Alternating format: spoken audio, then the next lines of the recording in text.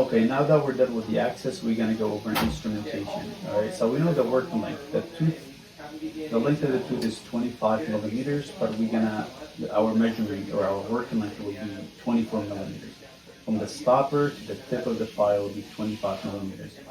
We recommend you use the deep file, which is the 35, the size.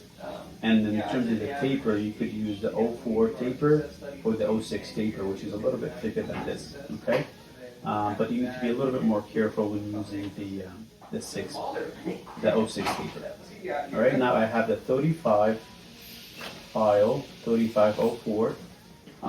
This length here is about 24 millimeters, all right? And then I'm gonna start filing. When you file, be careful, just keep an eye on the wrist of the file because you don't want to be touching towards the incisal edge, because if you start touching this area, they're going to measure from the last area you touched. So if you had a good axis and then you start gouging the incisal edge, then you might get in trouble. All right, so now we're going to start instrumenting. You're going to go and take your time. There's no rush. Don't push it in hard. Just go in, clean some debris, and stop. Right, I see more debris here. Clean the file with the gauze or anything. Make sure you irrigate the canal to get all the debris out. So you don't have to get rid of all of the red stuff. It's not a criteria in the exam, but you want to remove enough so that you have enough space where they get a percha for obturation. Right, so I'm going to go a little bit more.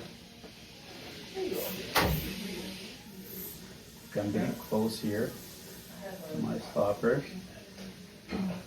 And more debris. If you notice that the file was trying to grab me towards the apex, and that's a problem for a lot of people. So if you feel that it's a problem, obviously you're gonna have your tooth mounted. So what you need to do is once you're going in, use your other hand to grab the head of the handpiece. This way you have more control, and go very nice and slow, and clean the canal as you go. If you're comfortable and you have good control, you could go all the way to the stopper from the get-go, right? But if you feel like you don't have a lot of control, then you should use the rotary, like about 1 millimeter from the incisal edge or from your reference point, like here. Then stop the rotary, take your file off the handpiece, and you could rotary the rest of the canal with your hand using this file here, not a hand file. So you will go twist, pull, in, twist, pull, until you get to your reference point. And make sure it's nice and loose, because if you do it with your hand, it's not the same as if you were doing it with the rotary. Okay, so you go in, twist and pull. See, I still have some resistance. I'm going to go a little more. It's getting looser here. There you go. This way you have more control, because you don't want to kind of like go through the apex and then you get a percha just sail through the apex and you have an overfill.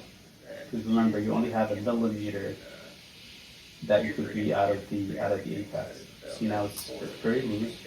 So at this stage, I'm comfortable going to my work length with this file. Now I use the 3504, so I have to match the get a percha to the 3504.